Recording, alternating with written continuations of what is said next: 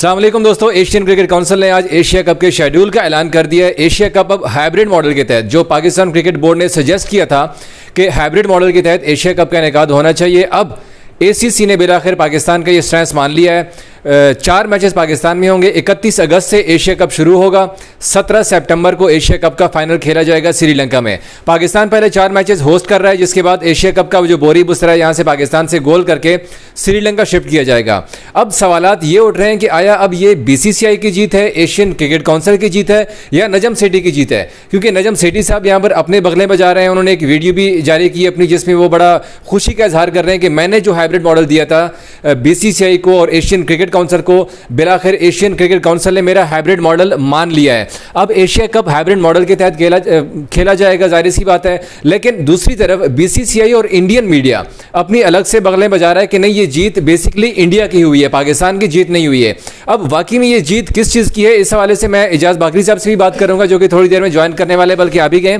उनसे हम पूछते हैं कि एशिया कप का तो अब शेड्यूल भी आ गया कि 31 अगस्त से शुरू हो रहा है, 17 सितंबर को फाइनल होगा। 4 मैचेस लाहौर के कजाफी स्टेडियम में खेले जाएंगे, जबकि जो बाकी मैचेस हैं श्रीलंका में होंगे। अब श्रीलंका में किन स्टेडियम्स के ऊपर मैचेस होंगे, मैचेस का शेड्यूल कौन सा होगा, वो एसीसी थोड़ी देर आइंदा आने वाले चंद दिनों में ऐलान करेगा, क्योंकि पाकिस्तान क्रिकेट बोर्ड ने श्रीलंकन क्रिकेट बोर्ड और एशियन क्रिकेट काउंसिल के साथ लॉजिस्टिक्स के मसाइल, इसके अलावा जो प्रोडक्शन और बाकी जो कॉस्ट है उनके हवाले से डिस्कशन करनी है। उसके बाद फाइनल किया जाएगा कि मैचेस किन किन स्टेडियम्स में होंगे, किन किन तारीखों के दरमियान खेले जाएंगे।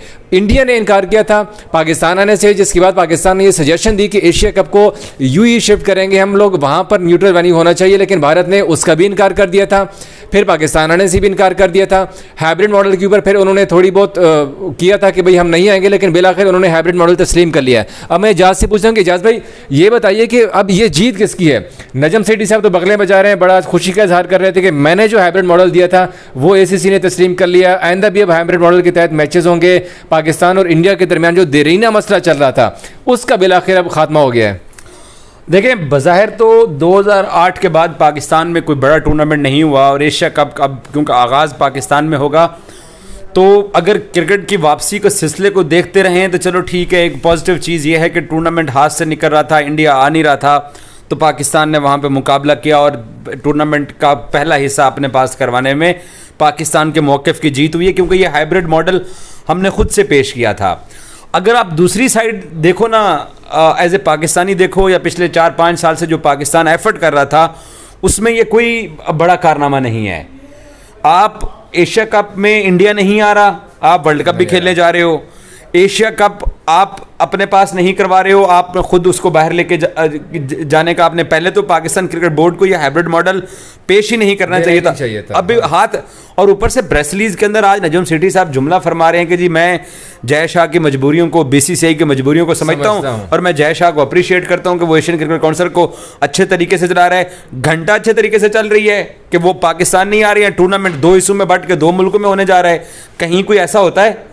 एक रीजनल टूर्नामेंट है, उसके अंदर भी ये हालत है कि जनाब आप अप्रिशिएट करो, तो किस बुनियाद के ऊपर अप्रिशिएट कर रहे हैं? ये तो वो प्रेस कॉन्फ्रेंस में आए ना, उन्होंने आज वीडियो करके रखा दिया हम सबको। नहीं तो सेठी साहब का वो वाला बयान किधर गया कि अगर इंडिया नहीं आएगा तो फिर हम भी वहां पर वर्ल्ड कप खेलने नहीं जाएंगे? अभी उसमें 4 महीने हैं, ये बाद में देखा जाएगा। आज उन्होंने प्रेस कॉन्फ्रेंस के अंदर कहा कि हम बीसीसीआई की मजबूरी को समझते हैं कि हुकूमत की परमिशन के साथ जुड़ी हुई है, यही मसला हमारे साथ दरपेश होता है। ये जो छोटा सा जुमला है ना, यही मसला हमारे साथ भी दरपेश होता है। इस बुनियाद के ऊपर पाकिस्तान ये स्टांस कर सकता है, लेकिन आज जितने भाई बंदी के साथ ये सब कुछ हो रहा था, मुझे तो अब ये लगता है कि जय शाह इस हालत के अंदर लाहौर में ओपनिंग सेरेमनी पे ना आ जाए। कहीं से सिर्फ मेरा ख्याल है उनको मनाने की कोशिश जारी है, इसलिए उनकी तारीफें हो रही हैं। आई डोंट नो क्या है, लेकिन आप बिल्कुल नीचे लग गए हैं भाईजान। आपको ठीक है, टूर्नामेंट आपके पास हो रहा है, आपने आधा करवा लिया है, आपने हाथ से नहीं जाने दिया है, लेकिन ओवरऑल ये हमारी नाकामी है, हर लिहाज से हमारी नाकामी है। तो अब जो बीसीसीआई बगले में जा रहा है, इंडियन मीडिया स्पेशली इतनी देर से तनकीद कर रहा है, मैं भी सुन रहा था विक्रांत साहब को भी और बाकी इंडियन चैनल्स को भी, वो भी काफ़ी तनकीद कर रहे थे कि नो डाउट क्रिकेट की जीत तो है, लेकिन पाकिस्तान की इसमें जीत नहीं हुई है।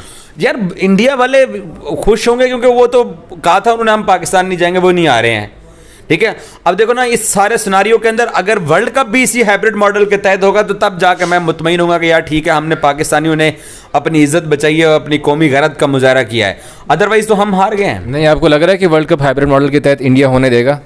पाकिस्तान क्रिकेट बोर्ड अपनी हुकूमत की परमिशन का बहाना बना के ये स्टैंड ले सकता है, उसके ऊपर कोई आईसीसी की कदर नहीं है। नजम सेठी के अल्फाज हैं, राहुल रावत को स्पोर्ट्स तक पर इंटरव्यू देते हुए सेठी ने कहा था कि कोई सैंक्शंस नहीं लगती हैं। सेठी ने फिर यूएई के ऊपर क्यों कंप्रोमाइज किया? हालांकि सेठी साहब कह रहे थे कि हम श्रीलंका में वो गर्मी है, वो एक फैक्टर है, आप मान सकते हैं। वो यार गर्मी तो श्रीलंका भी होती है। परसों हम इमाम से पूछ रहे थे, वो कह रहे थे कि यार श्रीलंका में इससे भी ज्यादा गर्मी होती है।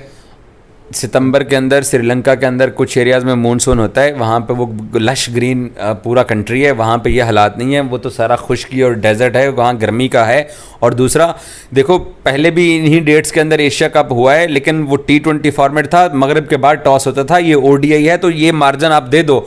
अगर इस मार्जिन नहीं देना चाहते तो ये भी हमारी शिकस्त है, ये भी शिकस्त है कि हम दुबई में नहीं करा सके हैं।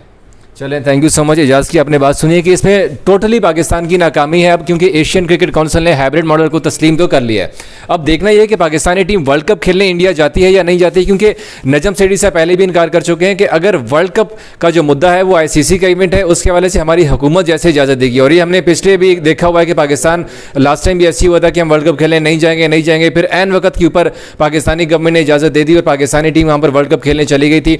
इस बार भी अब क्या होता है, लेकिन एशियन क्रिकेट काउंसिल का ये ऐलान नो डाउट क्रिकेट के हवाले से तो बड़ा अच्छा है। क्रिकेट होनी चाहिए, BCCI और PCB के जो भी मामलात हैं ये तो चलते रहते हैं, लेकिन दोनों मुल्कों के फैंस ये चाहते हैं, कम से कम जो लाखों करोड़ों फैंस हैं वो चाहते हैं कि पाकिस्तान और इंडिया के दरमियान क्रिकेट हो, मैच हो, वो चाहे जिस भी वेन्यू के ऊपर हो, चाहे दुबई में हो, श्रीलंका में हो, इंडिया में हो, पाकिस्तान में हो।